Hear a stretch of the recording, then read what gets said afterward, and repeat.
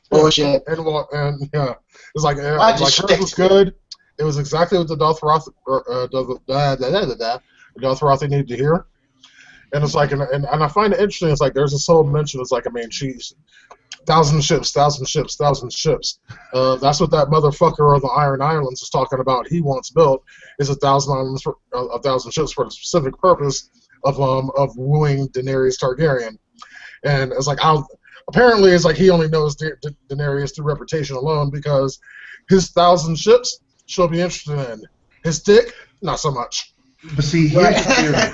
Here's a theory that I saw. I think it'll be more likely that he's going to cut his dick off. And probably dragons. I think it's going to be like, thanks for the ships. Now eat him. Yeah. Meanwhile, like she's sitting there on the back of her dragon, smoking a cigar, talking about how much she loves it when a plan comes together. Yeah. A Steam reference for those of you too young to get it. Wait, does he have a red Nike symbol on the side of him? Wow. Okay, all right. If Daenerys is Hannibal, would Dario be face? Yes. Yeah. Yes, Dario he would be. Dario be face. Absolutely. Why is it that this is 2 weeks in a row? Who would Jorah Not 2 weeks in a row. No, but and Tyrion would totally be BA. Yes, Tyrion for BA. Okay. Just because I guess I'm looking at the panel right now. Just, the idea of Tyrion being BA is like that's just funny for everybody. Yes. Yes. Yes. Yes. All it is no chain and no mohawk and good go. Why we getting Oh my God! dragon I got. Did you I just ain't say no dragon.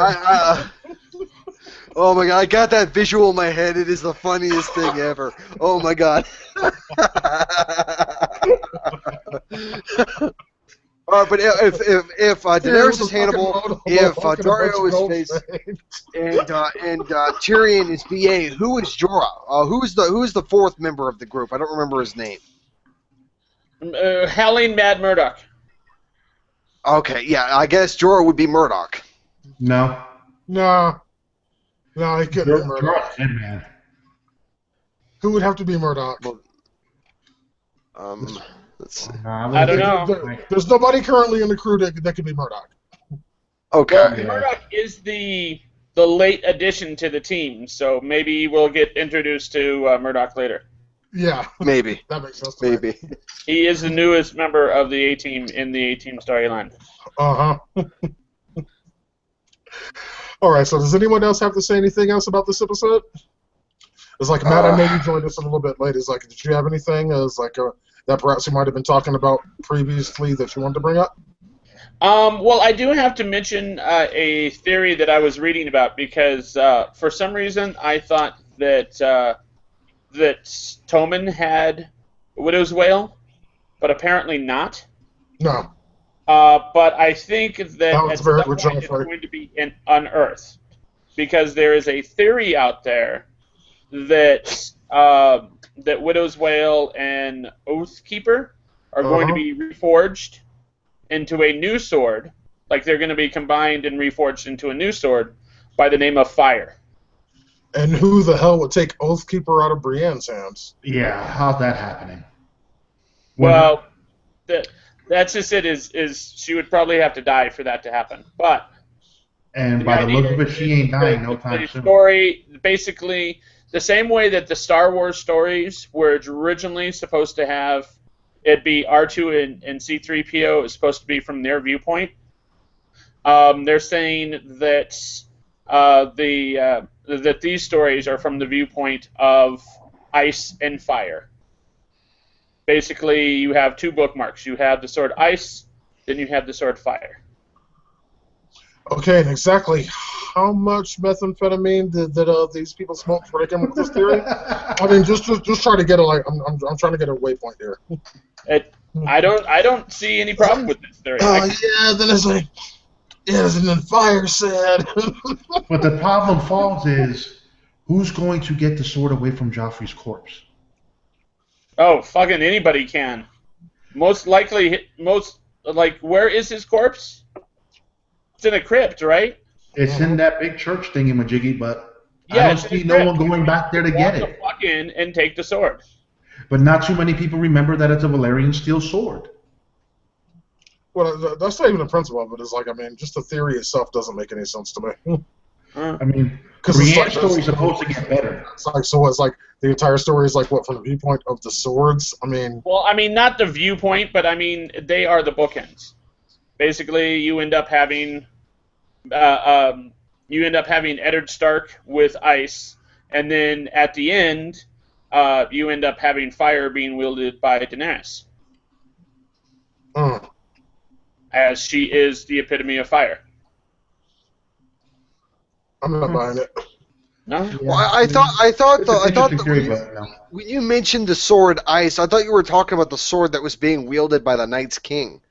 No, I'm talking about the sword Eddard Stark had that got melted down into two other swords. The one he fucking beheaded bitches with. Yeah, Yeah. Like in the first episode, it's like, because that particular sword has been, it's, what is it, Widow's Wail was Joffrey's half of it, and then Oathkeeper was the other one. Yeah. Goddamn, Ned's sword was huge. To be able to make two swords out of that bitch. It was basically a claymore. Yeah. Yeah, it wasn't basically a claymore, it was a claymore. Yeah. But See- yeah, I mean, that could end up becoming Daenerys' sword, or, more to the point, if Jon ends up becoming king, maybe his sword. I have a feeling, I don't know if this is true, but I think Tyrion is a bastard. Yeah, we talked about that last week, and quite a few other times other. That's always been one of my theories. Because I wasn't here last week, and I was here for that. After rewatching season 3 and him and his father's discussion, I let you live, and all that other shit, the way he would just belittle him, it just makes me feel more and more now. And then the way he was able to control not control, but have safe passage to the dragon lair and set them free gives me a little more that's theory just it. to where... The current theory is that Tyrion is also a Targaryen. Targaryen, yeah. We But I talked don't think about he would that in ride that a episode. dragon. It was like where he touched the dragon and didn't get set on fire. Yeah. Yeah, That I was don't like think he's two, going to be That able to wasn't ride the it, first though. time we talked about it. I don't see him as a third dragon rider. And I don't see Bran as being a dragon rider either. Even though he could probably control him down the line, but that third rider is going to be interesting. Well, Jon could be another dragon rider. Well, he should be the second one if theory plays out right. And then I'm looking forward to At this point, episode it almost 9. feels silly to call it a theory. It's like, I mean, I'm really at this point just stop calling him Jon Snow and start calling him Jon Targaryen. It's like, I mean, he's totally a Targaryen. Like, is there anyone here that really doubts that he's a Targaryen? Nope. I'm still not sold on the whole idea of him being a Targaryen bastard. I think So because you think it makes more sense that Ned Stark, Ned Stark, one of the most honorable human beings in this entire universe, fucked some other bitch and brought home the baby? Really? I don't agree with that either. I think he is a bastard. I just don't think that he is a Targaryen bastard. He might belong to somebody else. Dude, But remember that few episodes. the reason Like, oh, here's a baby. I'm going to take this baby home and I'm going to claim him as mine and piss off my wife for the rest of my life. I don't see how he can be a Targaryen because from what we understand of Targaryens, almost all of them have white hair. He has black hair. So what? He had his mom's gene. Yeah. It was a one-night bang-bang. Remember No, it's the like, town? I don't think it was a one-night bang-bang. It wasn't just a one-night thing. It's like if the rumors are true, and I would like to think that they are, because it honestly makes sense. These are two people, that were actually in love, very much in love with one another. Between Ned's sister and what's his name, Targaryen, the Mad King's brother. Aegon? Yeah, well, I think so. I think it was. I don't think it was a one-night thing in the slightest. They loved each other. That Rhaegar. love produced a baby. Yeah, thank you, Rhaegar. Thank you. That's what it is. Rhaegar, Targaryen. sorry. I thought Ned Stark's sister was supposed to be married to Robert Baratheon. No. Yes. No. Yes, she was, and that was the problem. She didn't love him. She ran away She with loved Rhaegar Aegon. Targaryen. Huh. Because Yeah, I remember in season 1 how broken up Robert Baratheon was over her death. I thought that there was actual legitimate love between the two of them. There was between him and her. He loved her. She loved another. At She least loved that's the the theory. Targaryen. Now Yeah, what yeah. we're talking about right here, we have not confirmed. Yeah. We have not confirmed that it wasn't a raping, because among many of the circles, people are saying, if that happened, then she was raped. Because who Which the I don't fuck believe. would end up having sex with the Targaryen? And that's probably how it's going to end up playing out in the story, is that people are going to think, it was a rape. But a lot of people are saying the opposite. They're saying no, she intentionally went there. It's kind of like the Daisy and Princess Peach version of Super Mario. It's like that bitch keeps getting kidnapped every year. You think, maybe she's actually going to go find some fucking That metaphor really doesn't work. King Koopa action. Okay, it's like that metaphor just kind of fell apart. I think it's actually pretty apt. Well, Yeah, you would. some of the theories I was understanding is that she fell in love with him because he was more of the calm, cool guy who liked to sing and play instruments on a corner, and no one knew who he was. Okay. And that's why she fell for him. She didn't care for Robert, the brute, loved to drink and kill animals and always be in a war. And remember back, I believe it was episode 2, when we got introduced to the Tower of Joy. Remember when we heard the baby crying? That's Jon Snow.